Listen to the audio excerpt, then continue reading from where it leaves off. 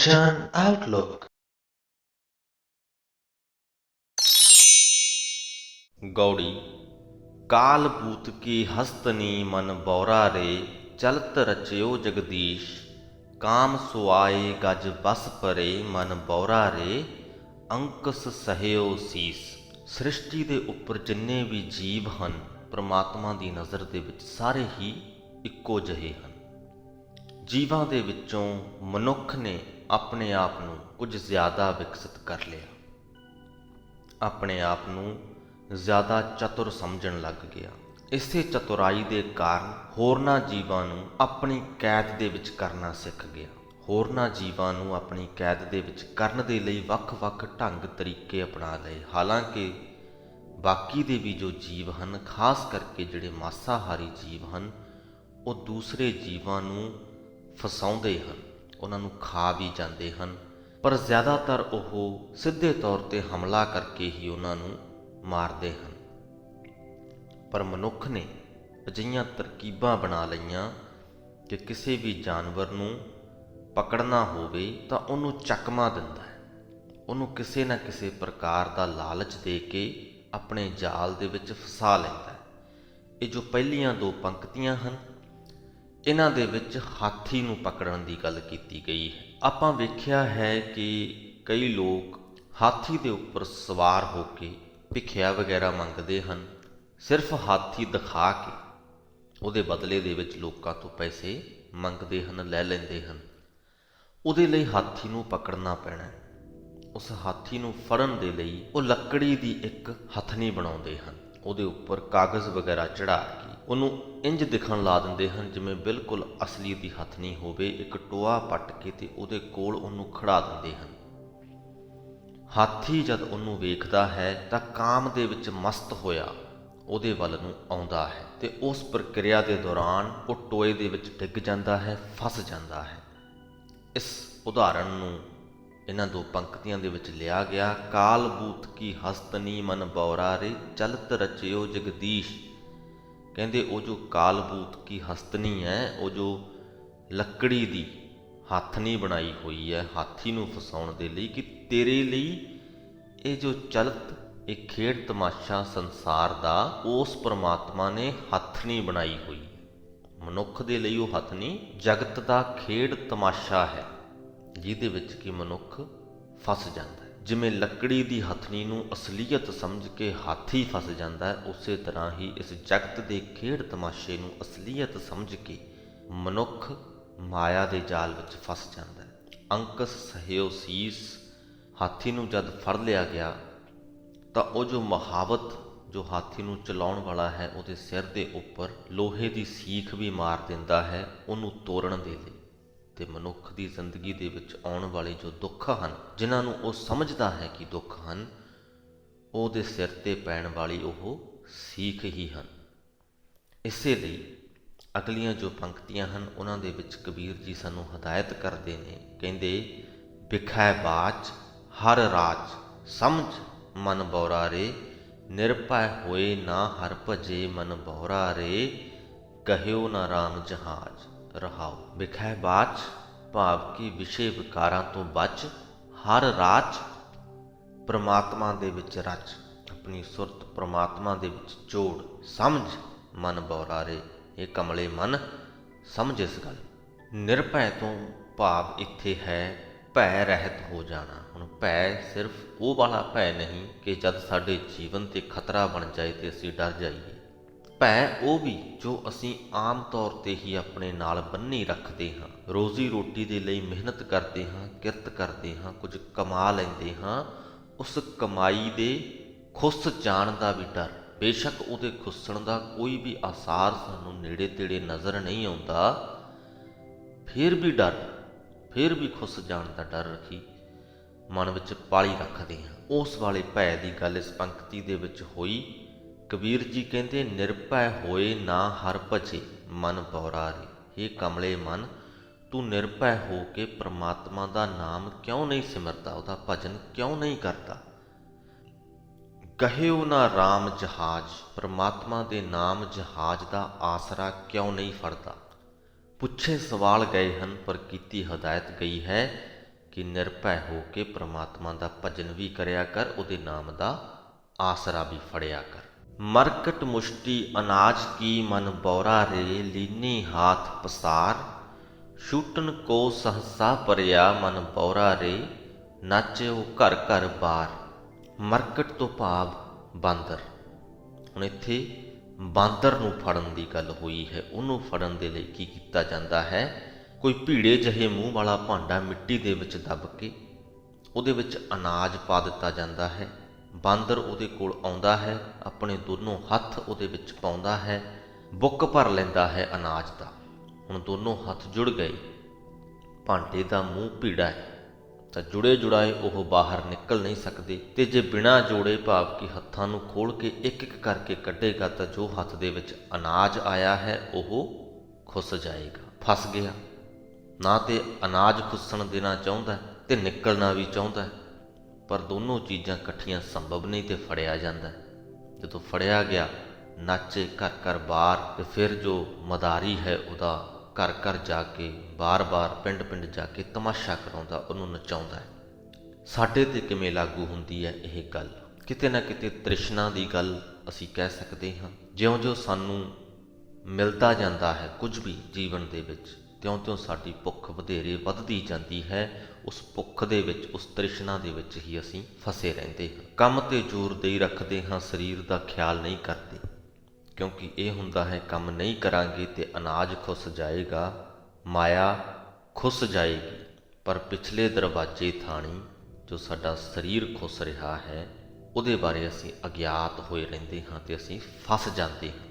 ਜਿਵੇਂ ਬਾਂਦਰ ਨੇ ਸਿਰਫ ਅਨਾਜ ਦਾ ਖਿਆਲ ਕੀਤਾ ਤੇ ਮਦਾਰੀ ਹੱਥੋਂ ਫਸ ਗਿਆ, ਉਸੇ ਪ੍ਰਕਾਰ ਹੀ ਅਸੀਂ ਸਿਰਫ ਮਾਇਆ ਦਾ ਖਿਆਲ ਕਰਦੇ ਰਹਿੰਦੇ ਹਾਂ ਤੇ ਪਿੱਛੇ ਦੀ ਬਿਮਾਰੀਆਂ ਸਾਨੂੰ ਚੁੰਬੜ ਜਾਂਦੀਆਂ ਨੇ, ਦੁੱਖ ਸਾਨੂੰ ਚੁੰਬੜ ਜਾਂਦੇ ਨੇ। ਜਿਉਂ ਨਲਨੀ ਸੂਅਟਾ ਗਹਿਓ ਮਨ ਬੌਰਾ ਰੇ, ਮਾਇਆ ਇਹੋ ਵਿਵਹਾਰ, ਜੈਸਾ ਰੰਗ ਕੁਸੁੰਭ ਕਾ ਮਨ ਬੌਰਾ ਰੇ, ਤਿਉਂ ਪਸਰਿਓ ਪਾਸਾਰ। ਇੱਥੇ ਤੋਤੇ ਨੂੰ ਫੜਨ ਦੀ ਗੱਲ ਹੋ ਰਹੀ ਹੈ। ਤੋਤੇ ਨੂੰ ਫੜਨ ਦੇ ਲਈ ਵੀ ਕੁਝ ਇਸ ਪ੍ਰਕਾਰ ਦਾ ਹੀ ਚੱਕਰ ਵੀ ਰਚਿਆ ਜਾਂਦਾ ਹੈ। ਉਹਨੂੰ ਇੱਕ ਚੱਕਰ ਦੇ ਉੱਤੇ ਲੈ ਕੇ ਆਇਆ ਜਾਂਦਾ ਹੈ। ਉਹ ਚੱਕਰ ਡਾਵਾਂਡੋਲ ਹੁੰਦਾ। ਜਦੋਂ ਹੀ ਤੋਤੇ ਦਾ ਭਾਰ ਉਹਦੇ ਉੱਪਰ ਪੈਂਦਾ ਹੈ ਤਾਂ ਚੱਕਰ ਉਲਟ ਜਾਂਦਾ ਹੈ ਤੇ ਤੋਤਾ ਲਮਕ ਜਾਂਦਾ ਹੈ। ਹੇਠਾਂ ਪਾਣੀ ਰੱਖਿਆ ਹੁੰਦਾ ਹੈ, ਉਹ ਫਿਰ ਫਸ ਜਾਂਦਾ ਹੈ। ਜੇ ਛੱਡੇ ਤੇ ਪਾਣੀ ਦੇ ਵਿੱਚ ਡਿੱਗੇ ਤੇ ਜੇ ਨਾ ਛੱਡੇ ਤੇ ਫੜਿਆ ਜਾਏ, ਦੁਚਿੱਤੀ ਦੇ ਵਿੱਚ ਪੈ ਜਾਂਦਾ ਹੈ, ਪਰ ਫੜਿਆ ਹੀ ਜਾਂਦਾ ਹੈ ਅੰਤ ਨੂੰ, ਕਿਉਂਕਿ ਚੱਕਰ ਵੀ ਬਣਾਉਣ ਵਾਲੇ ਨੇ ਉਹ ਚੱਕਰ ਵੀ ਇਸੇ ਲਈ ਹੀ ਬੁਣਿਆ ਹੈ ਕਿ ਤੋਤੇ ਨੂੰ ਫੜ ਸਕੇ। ਤਾਂ ਕਬੀਰ ਜੀ ਕਹਿੰਦੇ ਜਿਵੇਂ ਤੋਤਾ ਨਲਨੀ ਦੇ ਰਾਹੀਂ ਫੜਿਆ ਜਾਂਦਾ ਹੈ, ਮਨ ਬੌਰਾ ਰੇ, ਮਾਇਆ ਇਉਂ ਵਿਵਹਾਰ। ਕਮਲੇ ਮਨਾ, ਇਹ ਮਾਇਆ ਵੀ ਜਗਤ ਦੇ ਵਿੱਚ ਇਹੋ ਜਿਹਾ ਹੀ ਵਰਤਾਰਾ ਹੈ। ਉਹ ਇੱਕ ਨਲਨੀ ਹੀ ਹੈ ਜਿਹਦੇ ਰਾਹੀਂ ਤੈਨੂੰ ਫੜਿਆ ਜਾਂਦਾ ਹੈ। ਜੈਸਾ ਰੰਗ ਕੁਸੁੰਭ ਕਾ ਮਨ ਬੌਰਾ ਰੇ, ਤਿਉਂ ਪਸਰਿਓ ਪਾਸਾਰ। ਪਰ ਇਹ ਜੋ ਸੰਸਾਰ ਹੈ ਇਹ ਕੁਸੁੰਭੇ ਦੇ ਰੰਗ ਵਰਗਾ ਹੈ। ਕੁਝ ਦਿਨਾਂ ਦਾ ਹੀ ਪ੍ਰਾਹੁਣਾ ਹੈ, ਕੁਝ ਦਿਨ ਹੀ ਇਹ ਰੰਗ ਖਿਲਰਿਆ ਰਹਿੰਦਾ ਹੈ। ਨਾਵਨ ਕਉ ਤੀਰਥ ਘਣੇ ਮਨ ਬੌਰਾ ਰੇ, ਪੂਜਨ ਕਉ ਬਹੁ ਦੇਵ, ਕਹੋ ਕਬੀਰ ਛੂਟਨ ਨਹੀਂ ਮਨ ਬੌਰਾ ਰੇ, ਛੂਟਨ ਹਰ ਕੀ ਸੇਵ। ਨਹਾਉਣ ਦੇ ਲਈ ਤੀਰਥ ਸਥਾਨ ਬੜੇ ਨੇ, ਪੂਜਣ ਦੇ ਲਈ ਦੇਵਤੇ ਬੜੇ ਨੇ। ਇਹ ਕਮਲੇ ਮਨਾ, ਪਰ ਨਾ ਤੇ ਕਿਸੇ ਤੀਰਥਾਂ ਦੇ ਇਸ਼ਨਾਨ ਨੇ ਤੇ ਨਾ ਹੀ ਕਿਸੇ ਦੇਵਤੇ ਦੀ ਪੂਜਾ ਨੇ। ਤੈਨੂੰ ਮਾਇਆ ਤੋਂ ਖਲਾਸੀ ਦਿਵਾਉਣੀ ਹੈ। ਮਾਇਆ ਤੋਂ ਖਲਾਸੀ ਸਿਰਫ ਪਰਮਾਤਮਾ ਦਾ ਸਿਮਰਨ ਕਰਕੇ ਹੀ ਮਿਲਦੀ ਹੈ। ਛੂਟਨ ਹਰ ਕੀ ਸੇਵ। ਗੌੜੀ। ਅਗਨ ਨਾ ਦਹੈ, ਪਵਨ ਨਹੀਂ ਮਗਨੈ, ਤਸਕਰ ਨੇਰ ਨਾ ਆਵੈ, ਰਾਮ ਨਾਮ ਧਨ ਕਰ ਸੰਚੁਨੀ, ਸੋ ਧਨ ਕਤ ਹੀ ਨਾ ਜਾਵੈ। ਸਾਨੂੰ ਹਦਾਇਤ ਕਰਦੇ ਹੋਏ, ਸਲਾਹ ਦਿੰਦੇ ਹੋਏ ਕਬੀਰ ਜੀ ਕਹਿੰਦੇ ਨੇ, ਹੇ ਭਾਈ, ਪਰਮਾਤਮਾ ਦਾ ਨਾਮ ਰੂਪ ਧਨ ਇਕੱਠਾ ਕਰ, ਰਾਮ ਨਾਮ ਧਨ ਕਰ ਸੰਚੁਨੀ, ਸੋ ਧਨ ਕਤ ਹੀ ਨਾ ਜਾਵੈ। ਇਹ ਧਨ ਕਿਧਰੇ ਵੀ ਜਾਂਦਾ ਨਹੀਂ, ਕਿਧਰੇ ਨਾਸ ਨਹੀਂ ਹੁੰਦਾ। ਅਗਨ ਨਾ ਦਹੈ, ਨਾ ਤੇ ਇਸ ਧਨ ਨੂੰ ਅੱਗ ਲੱਗਦੀ ਹੈ। ਪਵਨ ਨਹੀਂ ਮਗਨੈ, ਨਾ ਹੀ ਇਸ ਧਨ ਨੂੰ ਹਵਾ ਉਡਾ ਕੇ ਲਿਜਾ ਸਕਦੀ ਹੈ। ਤਸਕਰ ਨੇਰ ਨਾ ਆਵੈ, ਨਾ ਹੀ ਇਹਦੇ ਨੇੜੇ ਕੋਈ ਚੋਰ ਢੁੱਕ ਸਕਦਾ ਹੈ। ਹਮਰਾ ਧਨ ਮਾਧੋ ਗੋਬਿੰਦ ਧਰਣੀ ਧਰ, ਇਹ ਸਾਰ ਧਨ ਕਹੀਐ। ਕਹਿੰਦੇ ਸਾਡੇ ਲਈ ਤਾਂ ਮਾਧੋ ਗੋਬਿੰਦ ਹੀ ਅਸਲੀ ਧਨ ਹੈ, ਉਹੀ ਧਰਤੀ ਦਾ ਆਸਰਾ ਹੈ। ਅਸੀਂ ਤਾਂ ਇਸੇ ਧਨ ਨੂੰ ਸਾਰੇ ਧਨਾਂ ਦੇ ਨਾਲੋਂ ਸ੍ਰੇਸ਼ਟ ਮੰਨਦੇ ਹਾਂ। ਇਹ ਸਾਰ ਧਨ ਕਹੀ ਹੈ। ਜੋ ਸੁਖ ਪ੍ਰਭ ਗੋਬਿੰਦ ਕੀ ਸੇਵਾ, ਸੋ ਸੁਖ ਰਾਜ ਨਾ ਲਹੀਐ ਰਹਾਉ। ਜਿਹੜਾ ਸੁੱਖ ਪ੍ਰਮਾਤਮਾ ਦੇ ਭਜਨ ਦੇ ਵਿੱਚੋਂ ਮਿਲਦਾ ਹੈ, ਉਹ ਵਾਲਾ ਸੁੱਖ ਰਾਜ ਭਾਗ ਦੇ ਵਿੱਚੋਂ ਵੀ ਨਹੀਂ ਲੱਭਦਾ। ਇਸ ਧਨ ਕਾਰਨ ਸ਼ਿਵ ਸੰਕਾਦਕ ਖੋਜਤ ਭਏ ਉਦਾਸੀ, ਮਨ ਮੁਕੰਦ ਜਿਹਬਾ ਨਾਰਾਇਣ ਪਰੈ ਨਾ ਜਮ ਕੀ ਫਾਸੀ। ਇਸ ਧਨ ਨੂੰ ਪ੍ਰਾਪਤ ਕਰਨ ਦੀ ਖਾਤਰ ਸ਼ਿਵ ਤੇ ਸਨਕ ਆਦਿਕ ਬ੍ਰਹਮਾ ਦੇ ਚਾਰੇ ਪੁੱਤਰ ਭਾਲ ਕਰਦੇ ਕਰਦੇ ਜਗਤ ਤੋਂ ਉਦਾਸੀ ਹੋ ਗਏ, ਵਿਰਕਤ ਹੋ ਗਏ। ਜਿਸ ਮਨੁੱਖ ਦੇ ਮਨ ਵਿੱਚ ਮੁਕਤੀ ਦਾਤਾ ਪ੍ਰਭੂ ਵਸਦਾ ਹੈ, ਮਨ ਮੁਕੰਦ ਜਿਹਬਾ ਨਾਰਾਇਣ, ਜਿਹਦੀ ਜੀਭ ਦੇ ਉੱਪਰ ਵੀ ਅਕਾਲ ਪੁਰਖ ਟਿਕਿਆ ਹੈ, ਪਰੈ ਨਾ ਜਮ ਕੀ ਫਾਸੀ, ਉਸ ਨੂੰ ਜਮ ਦੀ ਮੋਹ ਰੂਪ ਫਾਈ ਨਹੀਂ ਪੈ ਸਕਦੀ। ਨਿਜ ਧਨ ਗਿਆਨ ਭਗਤ ਗੁਰਦੀਨੀ, ਤਾਸ ਸੁਮਤ ਮਨ ਲਾਗਾ, ਜਲਤ ਅੰਬ ਥੰਬ ਮਨ ਧਾਵਤ, ਭਰਮ ਬੰਧਨ ਭਉ ਭਾਗਾ। ਨਿਜ ਧਨ ਤੋਂ ਭਾਵ ਆਪਣਾ ਧਨ, ਜਿਹਨੂੰ ਅਸੀਂ ਆਪਣਾ ਕਹਿ ਸਕੀਏ। ਅਸਲ ਦੇ ਵਿੱਚ ਜੀਵ ਦਾ ਅਸਲੀ ਨਿਜ ਧਨ ਗਿਆਨ ਭਗਤ ਹੈ। ਪ੍ਰਭੂ ਦੀ ਭਗਤੀ, ਪ੍ਰਭੂ ਦਾ ਗਿਆਨ, ਇਹੀ ਸਾਡਾ ਅਸਲੀ ਧਨ ਹੈ, ਨਿਰੋਲ ਆਪਣਾ ਧਨ ਹੈ। ਗੁਰਦੀਨੀ ਭਾਵ ਕਿ ਇਹ ਵਾਲਾ ਜੋ ਧਨ ਹੈ ਸਾਨੂੰ ਗੁਰੂ ਦੇ ਪਾਸੋਂ ਮਿਲਦਾ ਹੈ। ਤਾਸ ਸੁਮਤ ਮਨ ਲਾਗਾ, ਤੇ ਗੁਰੂ ਉਸ ਸਮੱਤ ਵਾਲੇ ਨੂੰ, ਸੁਚੱਜੀ ਮੱਤ ਵਾਲੇ ਨੂੰ ਇਹ ਧਨ ਬਖਸ਼ਦਾ ਹੈ, ਜਿਹਦੇ ਮਨ ਦੇ ਵਿੱਚ ਪ੍ਰਮਾਤਮਾ ਦੀ ਜਾਗ ਲੱਗੀ ਹੋਵੇ। ਗੁਰੂ ਦੇ ਤੱਕ ਵੀ ਸਾਨੂੰ ਤਾਂ ਹੀ ਸਾਡਾ ਮਨ ਲੈ ਕੇ ਜਾਏਗਾ ਜੇਕਰ ਸਾਡੇ ਮਨ ਦੇ ਵਿੱਚ ਹਲਕਾ ਜਿਹਾ ਪ੍ਰਮਾਤਮਾ ਦੇ ਪ੍ਰਤੀ ਪਿਆਰ ਉਮੜੇਗਾ। ਜੇ ਬਿਲਕੁਲ ਵੀ ਪਿਆਰ ਨਹੀਂ ਹੈ ਤੇ ਅਸੀਂ ਗੁਰੂ ਤੱਕ ਜਾਵਾਂਗੇ ਹੀ ਨਹੀਂ, ਤੇ ਗੁਰੂ ਤੱਕ ਜਾਵਾਂਗੇ ਨਹੀਂ ਤੇ ਪ੍ਰਮਾਤਮਾ ਨਾਲ ਸਾਂਝ ਕਾਇਮ ਕਰ ਨਹੀਂ ਸਕਾਂਗੇ। ਹਲਕਾ ਜਿਹਾ ਮਨ ਦੇ ਵਿੱਚ ਜੇ ਪ੍ਰੇਮ ਆ ਜਾਵੇ, ਅਸੀਂ ਗੁਰੂ ਤੱਕ ਪਹੁੰਚ ਕਰੀਏ, ਤੇ ਬਾਕੀ ਦਾ ਕੰਮ ਗੁਰੂ ਆਪ ਸੰਭਾਲ ਲੈਂਦਾ ਹੈ। ਜਲਤ ਅੰਬ ਥੰਬ ਮਨ ਧਾਵਤ, ਮਾਇਆ ਦੀ ਤ੍ਰਿਸ਼ਨਾ ਦੀ ਅੱਗ ਵਿੱਚ ਸੜਦੇ ਮਨ ਦੇ ਲਈ ਪ੍ਰਮਾਤਮਾ ਦਾ ਨਾਮ ਧਨ ਪਾਣੀ ਹੈ। ਭਟਕਦੇ ਹੋਏ ਮਨ ਦੇ ਲਈ ਪ੍ਰਮਾਤਮਾ ਦਾ ਨਾਮ ਧਨ ਥੰਮੀ ਹੈ, ਜੋ ਇਸ ਭਟਕਦੇ ਹੋਏ ਮਨ ਨੂੰ ਆਸਰਾ ਦਿੰਦੀ ਹੈ। ਭਰਮ ਬੰਧਨ ਭਉ ਭਾਗਾ, ਜਦੋਂ ਨਾਮ ਮਨ ਦੇ ਵਿੱਚ ਵਸ ਜਾਵੇ ਤੇ ਭਰਮਾਂ ਦੇ ਬੰਧਨਾਂ ਦੇ ਡਰ ਦੂਰ ਹੋ ਜਾਂਦੇ ਹਨ। ਕਹੈ ਕਬੀਰ ਮਦਨ ਕੇ ਮਾਤੇ, ਹਿਰਦੈ ਦੇਖ ਵਿਚਾਰੀ। ਕਬੀਰ ਆਖਦਾ ਹੈ, ਹੇ ਕਾਮ ਵਾਸ਼ਨਾ ਦੇ ਵਿੱਚ ਮੱਤੇ ਹੋਏ ਰਾਜਨ, ਮਨ ਵਿੱਚ ਸੋਚ ਕੇ ਵੇਖ।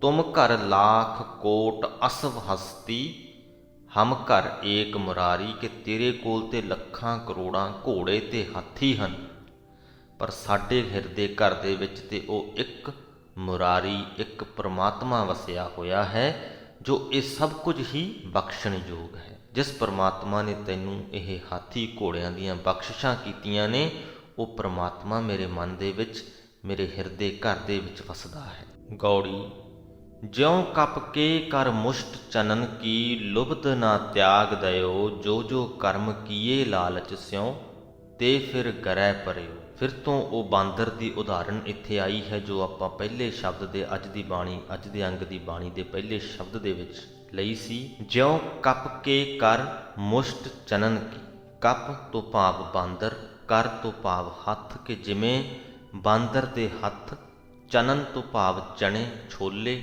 ਛੋਲਿਆਂ ਦੀ ਮੁੱਠੀ ਲੱਗ ਜਾਵੇ, ਮੁੱਠੀ ਪਰ ਛੋਲੇ ਉਹਦੇ ਹੱਥ ਲੱਗ ਜਾਣ। ਲੁਬਧ ਨਾ ਤਿਆਗ ਦਿਓ, ਪਰ ਉਹ ਲਾਲਚ ਦੇ ਵਿੱਚ ਆ ਜਾਂਦਾ ਹੈ, ਲੋਭ ਦੇ ਵਿੱਚ ਆ ਜਾਂਦਾ ਹੈ। ਹਾਲਾਂਕਿ ਉਹਦਾ ਹੱਥ ਕੁੱਜੇ ਵਿੱਚ ਫਸਿਆ ਹੈ, ਪਰ ਉਹ ਛੋਲਿਆਂ ਨੂੰ ਛੱਡਣਾ ਨਹੀਂ ਚਾਹੁੰਦਾ, ਇਸ ਕਰਕੇ ਫੜਿਆ ਜਾਂਦਾ ਹੈ, ਫਸ ਜਾਂਦਾ ਹੈ, ਕਾਬੂ ਆ ਜਾਂਦਾ ਹੈ। ਉਸੇ ਪ੍ਰਕਾਰ ਹੀ ਜੋ ਜੋ ਕਰਮ ਕੀਏ ਲਾਲਚ ਸਿਉ, ਤੇ ਫਿਰ ਗਰੈ ਪਰਿਓ। ਜਿਹੜੇ ਜਿਹੜੇ ਕੰਮ ਵੀ ਜੀਵ ਲਾਲਚ ਦੇ ਵਿੱਚ ਆ ਕੇ ਕਰਦਾ ਹੈ, ਉਹ ਅੰਤ ਨੂੰ ਉਹਦੇ ਗਲੇ 'ਚ ਪੈ ਜਾਂਦੇ ਨੇ, ਗਲ ਪੈ ਜਾਂਦੇ ਨੇ, ਫਾਹੀ ਬਣ ਕੇ। ਭਗਤ ਬਿਨ ਬਿਰਥੇ ਜਨਮ ਗਇਓ, ਪ੍ਰਮਾਤਮਾ ਦੀ ਭਗਤੀ ਤੋਂ ਬਿਨਾਂ ਇਹ ਮਨੁੱਖਾ ਜਨਮ ਵਿਅਰਥ ਜਾਂਦਾ ਹੈ। ਸਾਧ ਸੰਗਤ ਭਗਵਾਨ ਭਜਨ ਬਿਨ, ਕਹੀਂ ਨਾ ਸੱਚ ਰਹਿਓ ਰਹਾਓ। ਸਾਧ ਸੰਗਤ ਦੇ ਵਿੱਚ ਜੁੜ ਕੇ ਪ੍ਰਮਾਤਮਾ ਦਾ ਭਜਨ ਕੀਤੇ ਬਿਨਾਂ ਕਿਸੇ ਵੀ ਹਿਰਦੇ ਦੇ ਵਿੱਚ ਪ੍ਰਮਾਤਮਾ ਵਸਿਆ ਨਹੀਂ ਰਹਿ ਸਕਦਾ। ਸੋ ਇੱਥੇ ਵੀ ਸਾਨੂੰ ਇੱਕ ਬੜੀ ਵਧੀਆ ਜੋ ਸਿੱਖਿਆ ਕਬੀਰ ਜੀ ਦੇ ਕੇ ਜਾਂਦੇ ਹਨ ਕਿ ਪ੍ਰਮਾਤਮਾ ਦੀ ਭਗਤੀ ਕਿਉਂ ਜ਼ਰੂਰੀ ਹੈ, ਸਾਧ ਸੰਗਤ ਦੇ ਵਿੱਚ ਜੁੜਨਾ ਕਿਉਂ ਜ਼ਰੂਰੀ ਹੈ। ਹੋ ਸਕਦਾ ਤੁਹਾਡੇ ਦਿਲ ਦੇ ਵਿੱਚ ਪ੍ਰਮਾਤਮਾ ਦੇ ਪ੍ਰਤੀ ਪਿਆਰ ਉਮੜਿਆ, ਤੁਸੀਂ ਗੁਰੂ ਤੱਕ ਪਹੁੰਚ ਕੀਤੀ, ਪ੍ਰਮਾਤਮਾ ਤੁਹਾਡੇ ਹਿਰਦੇ ਦੇ ਵਿੱਚ ਵਸ ਗਿਆ, ਪਰ ਉਸ ਤੋਂ ਬਾਅਦ ਜੇਕਰ ਫਿਰ ਤੁਸੀਂ ਉਹੀ ਦੁਨਿਆਵੀ ਕਾਰ ਵਿਹਾਰ ਦੇ ਵਿੱਚ ਹੀ ਰੁੱਝ ਜਾਣਾ ਹੈ ਤਾਂ ਕੁਝ ਸਮੇਂ ਦੇ ਵਿੱਚ ਤੁਹਾਡੇ ਹਿਰਦੇ ਵਿੱਚ ਵਸਿਆ ਹੋਇਆ ਪ੍ਰਮਾਤਮਾ ਵੀ ਤੁਹਾਨੂੰ ਭੁੱਲ ਜਾਏਗਾ। ਪ੍ਰਮਾਤਮਾ ਦੇ ਉਸ ਵਸੇਰੇ ਨੂੰ ਪੱਕਾ ਕਰਨ ਦੇ ਲਈ ਸਾਧ ਸੰਗਤ ਦੇ ਵਿੱਚ ਜੁੜਨਾ ਜ਼ਰੂਰੀ ਹੈ। ਸਾਧ ਸੰਗਤ ਦੇ ਵਿੱਚ ਜੁੜਦੇ ਹਾਂ, ਪ੍ਰਮਾਤਮਾ ਦੀ ਗੱਲਬਾਤ ਕਰਦੇ ਹਾਂ, ਪ੍ਰਮਾਤਮਾ ਦੇ ਗੁਣਾਂ ਦੀ ਵਿਚਾਰ ਕਰਦੇ ਹਾਂ, ਉਹਦੀਆਂ ਬਖਸ਼ਿਸ਼ਾਂ ਦਾ ਗੁਣਗਾਨ ਕਰਦੇ ਹਾਂ, ਤਾਂ ਪ੍ਰਮਾਤਮਾ ਸਾਡੇ ਹਿਰਦੇ ਦੇ ਵਿੱਚ ਵਸਿਆ ਰਹਿੰਦਾ ਹੈ। ਨਹੀਂ ਤੇ ਅਸੀਂ ਭੁੱਲ ਭੁਲਾ ਜਾਂਦੇ ਹਾਂ। ਜੀਵ ਦੀ ਫਿਤਰਤ ਹੈ ਕੰਮਾਂ ਕਾਰਾਂ ਦੇ ਵਿੱਚ ਰੁੱਝ ਜਾਏ ਤੇ ਪ੍ਰਮਾਤਮਾ ਨੂੰ ਅਕਸਰ ਭੁੱਲ ਜਾਇਆ ਕਰਦਾ ਹੈ। ਉਸ ਭੁੱਲਣ ਤੋਂ ਬਚਣ ਦੇ ਲਈ ਹੀ ਸਾਧ ਸੰਗਤ ਜ਼ਰੂਰੀ ਹੈ। ਜਿਉ ਉਦਿਆਨ ਕੁਸਮ ਪ੍ਰਫੁੱਲਤ ਕਿਨੈ ਨਾ ਘਰਾਓ ਲਇਓ, ਤੈਸੇ ਭ੍ਰਮਤ ਅਨੇਕ ਜੋਨ ਮਹਿ ਫਿਰ ਕਾਲ ਹਇਓ। ਉਦਿਆਨ ਤੋਂ ਭਾਵ ਜੰਗਲ, ਕੁਸਮ ਤੋਂ ਭਾਵ ਫੁੱਲ, ਘਰਾਓ ਤੋਂ ਭਾਵ ਸੁਗੰਧੀ। ਜਿਵੇਂ ਜੰਗਲ ਦੇ ਵਿੱਚ ਜੋ ਫੁੱਲ ਖਿੜਦੇ ਹਨ ਉਹਨਾਂ ਦੀ ਸੁਗੰਧੀ ਲੈਣ ਵਾਲਾ ਕੋਈ ਨਹੀਂ ਹੁੰਦਾ। ਜੇ ਜੰਗਲਾਂ ਦੇ ਵਿੱਚ ਦੂਜੇ ਜੀਵ ਹੁੰਦੇ ਵੀ ਨੇ ਤਾਂ ਉਹ ਵੀ ਉਹਨਾਂ ਦੀ ਸੁਗੰਧੀ ਨਹੀਂ ਮਾਣਦੇ ਜਿਵੇਂ ਮਨੁੱਖ ਮਾਣਦਾ ਹੈ। ਉਹ ਜੇਕਰ ਤੇ ਫੁੱਲ ਉਹਨਾਂ ਦੇ ਕੰਮ ਦੇ ਹਨ ਤੇ ਉਹਨਾਂ ਫੁੱਲਾਂ ਨੂੰ ਖਾ ਲੈਣਗੇ, ਜੇਕਰ ਨਹੀਂ ਤੇ ਉਹਨਾਂ ਦੇ ਕੋਲ ਦੀ ਲੰਘ ਜਾਣਗੇ। ਸੁਗੰਧੀ ਦਾ ਆਨੰਦ ਨਹੀਂ ਮਾਣਦੇ ਦੂਜੇ ਜੀਵ ਜਿਵੇਂ ਮਨੁੱਖ ਮਾਣ ਲੈਂਦਾ ਹੈ। ਸੋ ਜੰਗਲ ਦੇ ਵਿੱਚ ਜੇਕਰ ਫੁੱਲ ਉੱਗੇ ਹਨ, ਪ੍ਰਫੁੱਲਤ ਹੋਏ ਹਨ, ਖਿੜੇ ਹਨ ਤੇ ਉਹਨਾਂ ਦੀ ਸੁਗੰਧੀ ਲੈਣ ਵਾਲਾ ਕੋਈ ਵੀ ਨਹੀਂ ਹੈ। ਉਹ ਐਵੇਂ ਹੀ ਆਪਣਾ ਖੇੜਾ ਖਿਲਾਰ ਕੇ ਤੇ ਮੁਰਝਾ ਜਾਂਦੇ ਹਨ। ਤੈਸੇ ਭ੍ਰਮਤ ਅਨੇਕ ਜੋਨ ਮਹਿ, ਇਸੇ ਪ੍ਰਕਾਰ ਹੀ ਜੋ ਮਨੁੱਖ ਹੈ ਉਹ ਵੱਖ-ਵੱਖ ਜੂਨਾਂ ਦੇ ਵਿੱਚ ਭਟਕਦਾ ਰਹਿੰਦਾ ਹੈ, ਫਾਇਦਾ ਕੋਈ ਨਹੀਂ ਹੁੰਦਾ। ਫਿਰ ਕਾਲ ਹੈ, ਵਾਰ-ਵਾਰ ਕਾਲ ਦੇ ਵਸ ਵਿੱਚ ਪੈਂਦਾ ਹੈ। ਇਆ ਧਨ ਜੋਬਨ ਅਰ ਸੁਤ ਦਾਰਾ, ਪੇਖਨ ਕਉ ਜੋ ਦਇਓ। ਇਹ ਧਨ, ਜਵਾਨੀ, ਪੁੱਤਰ, ਇਸਤਰੀ ਪ੍ਰਮਾਤਮਾ ਨੇ ਇੱਕ ਖੇਡ ਤਮਾਸ਼ਾ ਬਣਾ ਕੇ ਸਾਨੂੰ ਵੇਖਣ ਦੇ ਲਈ ਦਿੱਤੇ ਨੇ। ਜਿਵੇਂ ਕੋਈ ਤਮਾਸ਼ਾ ਅਸੀਂ ਵੇਖੀਏ, ਕੋਈ ਨਾਟਕ, ਕੋਈ ਫਿਲਮ ਦੇਖੀਏ, ਉਹਦੇ ਵਿੱਚ ਵੱਖ-ਵੱਖ ਘਟਨਾਵਾਂ ਹੁੰਦੀਆਂ ਨੇ, ਖੁਸ਼ ਕਰਨ ਵਾਲੀਆਂ ਵੀ, ਦੁਖੀ ਕਰਨ ਵਾਲੀਆਂ ਵੀ, ਹਲਕਾ ਜਿਹਾ ਸਾਡੇ ਉੱਤੇ ਚੋਟ ਕਰਦੀਆਂ ਵੀ ਨੇ। ਪਰ ਉਹ ਤਮਾਸ਼ਾ, ਉਹ ਫਿਲਮ, ਉਹ ਨਾਟਕ ਖਤਮ ਹੋ ਜਾਣ ਤੋਂ ਬਾਅਦ ਅਸੀਂ ਆਪਣੇ ਜੀਵਨ ਦੇ ਵਿੱਚ ਪਰਤ ਆਉਂਦੇ ਹਾਂ। ਉਹਨਾਂ ਦਾ ਅਸਰ ਸਦੀਵੀ ਸਾਡੇ 'ਤੇ ਨਹੀਂ ਰਹਿੰਦਾ, ਸਥਾਈ ਸਾਡੇ 'ਤੇ ਉਹਨਾਂ ਦਾ ਕੋਈ ਅਸਰ ਨਹੀਂ ਹੁੰਦਾ। ਅਸੀਂ ਉਹਨਾਂ ਦੇ ਨਾਲ ਆਪਣੇ ਆਪ ਨੂੰ ਬੰਨ੍ਹ ਨਹੀਂ ਲੈਂਦੇ। ਕਬੀਰ ਜੀ ਕਹਿੰਦੇ ਕਿ ਇਹ ਜੋ ਪੁੱਤਰ, ਇਸਤਰੀ, ਧਨ, ਜੋਬਨ, ਜਵਾਨੀ, ਸਾਰਾ ਜਗਤ ਦਾ ਜੋ ਖੇਡ ਤਮਾਸ਼ਾ ਹੈ, ਇਹ ਵੀ ਉਸ ਨਾਟਕ ਫਿਲਮ ਵਾਂਗ ਹੀ ਪ੍ਰਮਾਤਮਾ ਨੇ ਬਣਾ ਕੇ ਸਾਨੂੰ ਵੇਖਣ ਦੇ ਲਈ ਦਿੱਤਾ ਹੈ। ਇਹਦੇ ਵਿੱਚ ਅਸੀਂ ਉਲਝੀਏ ਨਾ, ਕਿਉਂਕਿ ਜੋ ਵੀ ਤਿੰਨ ਹੀ ਮਾਹੇ ਅਟਕ ਜੋ ਉਰਜੇ, ਇਹਨਾਂ ਦੇ ਵਿੱਚ ਅਟਕ ਕੇ ਹੀ ਜਿਹੜੇ ਉਲਝ ਕੇ ਰਹਿ ਗਏ, ਇੰਦਰੀ ਪ੍ਰੇਰ ਲਇਓ, ਉਹਨਾਂ ਦੇ ਇੰਦਰੀਆਂ ਨੇ ਉਹਨਾਂ ਨੂੰ ਇਹਨਾਂ ਵੱਲ ਖਿੱਚਿਆ। ਔਦ ਅਨਲ ਤਨ ਤਿਨ ਕੋ ਮੰਦਰ, ਚੌ ਦਿਸ਼ ਠਾਠ ਠਾਇਓ। ਅਨਲ ਤੋਂ ਭਾਵ ਅੱਗ, ਤਨ ਤਿਨ ਕੋ ਮੰਦਰ ਭਾਵ ਕਿ ਇਹ ਜੋ ਸਰੀਰ ਹੈ ਇਹ ਕੱਖਾਂ ਦਾ ਘਰ ਹੈ। ਔਦ ਅਨਲ, ਔਦ ਤੋਂ ਭਾਵ ਸਾਡੀ ਉਮਰ ਦਾ ਬੀਤਣਾ। ਉਮਰ ਦਾ ਬੀਤਣਾ ਇਸ ਕੱਖਾਂ ਦੇ ਘਰ ਸਰੀਰ ਦੇ ਲਈ ਅੱਗ ਵਾਂਗੂ ਹੈ, ਜਿਵੇਂ ਕਿ ਇਹਨੂੰ ਅੱਗ ਲੱਗੀ ਹੋਵੇ। ਕੱਖਾਂ ਦੇ ਘਰ ਨੂੰ ਜੇਕਰ ਅੱਗ ਲੱਗੀ ਹੋਵੇ ਤਾਂ ਅਸੀਂ ਸੋਚ ਸਕਦੇ ਹਾਂ ਕਿ ਥੋੜ੍ਹੇ ਸਮੇਂ ਦੇ ਵਿੱਚ ਹੀ ਉਹ ਘਰ ਜੋ ਹੈ ਤਹਿਸ ਨਹਿਸ ਹੋ ਜਾਏਗਾ, ਉਹਦਾ ਨਾਮੋ ਨਿਸ਼ਾਨ ਵੀ ਨਹੀਂ ਬਚੇਗਾ, ਉਹ ਖਤਮ ਹੋ ਜਾਏਗਾ। ਇਸੇ ਪ੍ਰਕਾਰ ਹੀ ਸਾਡੀ ਉਮਰ ਦਾ ਲਗਾਤਾਰ ਘਟਣਾ ਸਾਡੇ ਸਰੀਰ ਨੂੰ ਲੱਗੀ ਅੱਗ ਵਰਗਾ ਹੈ। ਇਹ ਦਰਸਾਉਂਦਾ ਹੈ ਕਿ ਸਾਡੇ ਸਰੀਰ ਨੇ ਇੱਕ ਦਿਨ ਖਤਮ ਹੋ ਜਾਣਾ, ਇਹਨੇ ਨਹੀਂ ਰਹਿਣਾ। ਚਾਰੇ ਪਾਸੇ ਕਬੀਰ ਜੀ ਕਹਿੰਦੇ ਇਹੀ ਬਣਤਰ ਬਣੀ ਹੋਈ ਹੈ। ਚੌਂ ਦਿਸ਼ ਠਾਠ ਠਾਇਓ। ਸਿਰਫ ਮਨੁੱਖਾਂ 'ਤੇ ਇਹ ਗੱਲ ਲਾਗੂ ਨਹੀਂ ਹੁੰਦੀ, ਸਾਰੇ ਹੀ ਜੀਵਾਂ, ਸਾਰੀ ਬਨਸਪਤੀ, ਸਭ ਕਾਸੇ 'ਤੇ ਇਹ ਗੱਲ ਲਾਗੂ ਹੁੰਦੀ ਹੈ। ਚਾਰੇ ਪਾਸੇ ਇਹੀ ਬਣਤਰ ਹੈ। ਕਹਿ ਕਬੀਰ ਭੈ ਸਾਗਰ ਤਰਨ ਕਉ, ਮੈਂ ਸਤਿਗੁਰ ਓਟ ਲਇਓ। ਕਬੀਰ ਆਖਦਾ ਹੈ ਕਿ ਇਸ ਵਿਖਮ ਸੰਸਾਰ ਸਮੁੰਦਰ ਨੂੰ ਤਰਨ ਦੀ ਖਾਤਰ ਮੈਂ ਸਤਿਗੁਰੂ ਦਾ ਓਟ ਆਸਰਾ ਲਿਆ ਹੈ। गौड़ी पानी मैला माटी कोरी, इस माटी की पुत्री चोरी। पानी मैला तो भाव पिता दा वीरज ते माटी कोरी तो भाव माता दा रक्त। कबीर जी कहते, हे हंकारी जीव, तू किस गल दा माण करदा है? प्यो दी गंदी बूंद ते मां दी रक्त, इन्हां दोहां तो परमात्मा ने तेरा मिट्टी दा ये बुत बनाया है। मैं ना ही कछ आहे ना मोरा। कबीर जी कहते, मेरी कोई वखरी हस्ती नहीं ते ना ही मेरी कोई मलकीयत है। तन धन सब रस गोबिंद तोरा रहाओ, हे गोबिंद, ये मेरा तन धन ते मेरी जिंद सारे तेरे ही दिते हुए हैं। इस माटी मह पवन समाया, झूठा प्रपंच चोर चलाया। इस मिट्टी के पुतले विच इस नूं खड़ा रखण दे लई प्राण टिके हुए हैं, पर इस कमजोर जिही थम्मी नूं ना समझदा होया जीव झूठा खिलारा खिलार बैठदा है। किन्हू लाख पांच की जोरी, अंत की बार गगरिया फोरी। जिन्हां जीवां ने 5-5 ਲੱਖ ਦੀ ਜਾਇਦਾਦ ਜੋੜ ਲਈ ਹੈ, ਉਹਨਾਂ ਵੇਲਿਆਂ ਦੇ ਵਿੱਚ ਜਦੋਂ ਇਹ ਗੁਰਬਾਣੀ ਲਿਖੀ ਗਈ 5 ਲੱਖ ਬਹੁਤ ਵੱਡੀ ਰਕਮ ਹੁੰਦੀ ਸੀ।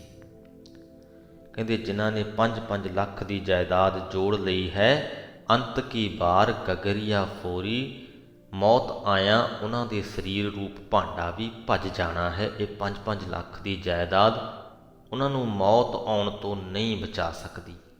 ਕਹਿ ਕਬੀਰ ਇੱਕ ਨੀਵ ਉਸਾਰੀ, ਖਿਨ ਮਹਿ ਬਿਨ ਸਜਾਏ ਹੰਕਾਰੀ। ਕਬੀਰ ਆਖਦਾ ਹੈ, हे ਅਹੰਕਾਰੀ ਜੀਵ, ਤੇਰੀ ਤਾਂ ਜੋ ਨੀਂਹ ਹੀ ਖੜੀ ਕੀਤੀ ਗਈ ਹੈ, ਉਸ ਪਰਮਾਤਮਾ ਦੇ ਵੱਲੋਂ ਉਹ ਇੱਕ ਪਲਕ ਵਿੱਚ ਨਾਸ ਹੋ ਜਾਣ ਵਾਲੀ ਹੈ। ਸੋ ਇਸ ਦੇ ਨਾਲ ਹੀ ਸ੍ਰੀ ਗੁਰੂ ਗ੍ਰੰਥ ਸਾਹਿਬ ਜੀ ਦੇ 336ਵੇਂ ਅੰਗ ਦੀ ਬਾਣੀ ਦੀ ਵਿਆਖਿਆ ਦੀ ਸਮਾਪਤੀ ਹੁੰਦੀ ਹੈ ਜੀ। ਅੱਜ ਦੀ ਬਾਣੀ ਦੇ ਪਹਿਲੇ ਸ਼ਬਦ ਦੇ ਵਿੱਚ ਵੱਖ-ਵੱਖ ਉਦਾਹਰਨਾਂ ਦੇ ਨਾਲ ਕਬੀਰ ਜੀ ਨੇ ਸਾਨੂੰ ਸਮਝਾਇਆ ਕਿ ਕਿਵੇਂ ਅਸੀਂ ਲਾਲਚ ਦੇ ਵਿੱਚ ਆ ਕੇ ਉਸ ਪਰਮਾਤਮਾ ਦੇ ਹੀ ਵਸਾਏ ਹੋਏ ਜਾਲ ਦੇ ਵਿੱਚ ਫਸ ਜਾਂਦੇ ਹਾਂ, ਇਸ ਮਾਇਆ ਮੋਹਣੀ ਦੇ ਵਿੱਚ ਫਸ ਜਾਂਦੇ ਹਾਂ। ਅਗਲੇ ਸ਼ਬਦ ਦੇ ਵਿੱਚ ਪਰਮਾਤਮਾ ਦੇ ਨਾਮ ਧਨ ਦੀ ਗੱਲ ਹੋਈ ਤੇ ਸਾਨੂੰ ਕਬੀਰ ਜੀ ਨੇ ਦੱਸਿਆ ਕਿ ਉਹੀ ਅਸਲੀ ਧਨ ਹੈ ਜਿਹਨੂੰ ਨਾ ਤੇ ਅੱਗ ਸਾੜ ਸਕਦੀ ਹੈ, ਨਾ ਹਵਾ ਉਡਾ ਕੇ ਲਿਜਾ ਸਕਦੀ ਹੈ ਤੇ ਨਾ ਹੀ ਕੋਈ ਚੋਰ ਉਹਦੇ ਨੇੜੇ ਟੁੱਕ ਸਕਦਾ ਹੈ। ਤੇ ਅਗਲੇ ਸ਼ਬਦ ਦੇ ਵਿੱਚ ਕਬੀਰ ਜੀ ਨੇ ਸਾਨੂੰ ਦੱਸਿਆ ਕਿ ਕਿਵੇਂ ਪਰਮਾਤਮਾ ਸਾਡੇ ਮਨ ਵਿੱਚ ਵਸ ਵੀ ਜਾਏ ਤੇ ਉਸ ਤੋਂ ਬਾਅਦ ਉਹਨੂੰ ਵਸਾਈ ਰੱਖਣ ਦੇ ਲਈ ਸਾਧ ਸੰਗਤ ਦੇ ਵਿੱਚ ਜੁੜਨਾ ਜ਼ਰੂਰੀ ਹੈ। ਤੇ ਨਾਲ ਦੀ ਨਾਲ ਹੀ ਸਾਨੂੰ ਇਹ ਵੀ ਦੱਸਿਆ ਕਿ ਸਾਡੇ ਜੀਵਨ ਦੇ ਵਿੱਚ ਧਨ, ਜੋਬਨ, ਪੁੱਤਰ, ਇਸਤਰੀ ਆਦਿਕ ਜੋ ਹਨ ਉਹ ਬਿਲਕੁਲ ਇੱਕ ਫਿਲਮ ਅਤੇ ਤਮਾਸ਼ੇ ਵਾਂਗਰਾਂ ਹਨ, ਜੋ ਪ੍ਰਮਾਤਮਾ ਨੇ ਤਮਾਸ਼ਾ ਰਚਿਆ ਹੋਇਆ ਹੈ। ਸਾਡਾ ਫਰਜ਼ ਹੈ ਕਿ ਅਸੀਂ ਇਸ ਤਮਾਸ਼ੇ ਨੂੰ ਵੇਖੀਏ, ਮਾਣੀਏ, ਇਹਦੇ ਵਿੱਚ ਖੁੱਭ ਨਾ ਜਾਈਏ, ਉਹਨਾਂ ਦੇ ਮੋਹ ਦੇ ਵਿੱਚ ਖੁੱਭ ਨਾ ਜਾਈਏ। ਤੇ ਆਖਰੀ ਵਾਲੇ ਸ਼ਬਦ ਦੇ ਵਿੱਚ ਸਾਡੇ ਸਰੀਰ ਦੀ ਮੁਨਿਆਦ ਦੇ ਬਾਰੇ ਗੱਲ ਹੋਈ ਕਿ ਕਿਵੇਂ ਥੋੜ੍ਹ ਚਿਰੀ ਮੁਨਿਆਦ ਹੈ, ਇੱਕ ਦਿਨ ਖਤਮ ਹੋ ਜਾਣਾ ਹੈ, ਸਦਾ ਨਹੀਂ ਰਹਿਣਾ। ਇਹ ਸਰੀਰ ਸਾਡਾ ਨਹੀਂ, ਇਹਦੇ ਤੇ ਸਾਡੀ ਮਲਕੀਅਤ ਨਹੀਂ, ਇਹ ਉਸ ਪਰਮਾਤਮਾ ਦਾ ਬਖਸ਼ਿਆ ਹੋਇਆ ਹੈ। ਪਰਮਾਤਮਾ ਦੀ ਇਸ ਤੇ ਮਲਕੀਅਤ ਹੈ, ਜਦ ਉਹਦਾ ਦਿਲ ਕੀਤਾ ਤੇ ਉਹਨੇ ਸਾਡੇ ਤੋਂ ਖੋਹ ਲੈਣਾ ਹੈ। ਸੋ ਇਸ ਦੇ ਨਾਲ ਹੀ ਅੱਜ ਦੀ ਵੀਡੀਓ ਦੀ ਸਮਾਪਤੀ ਕਰਦੇ ਹਾਂ ਜੀ। ਵੀਡੀਓ ਚੰਗੀ ਲੱਗੀ ਹੋਵੇ ਤੇ ਅੱਗੇ ਲੋਕਾਂ ਤੱਕ ਜ਼ਰੂਰ ਸ਼ੇਅਰ ਕਰ ਦਿਓ। ਵਾਹਿਗੁਰੂ ਜੀ ਕਾ ਖਾਲਸਾ, ਵਾਹਿਗੁਰੂ ਜੀ ਕੀ ਫਤਿਹ।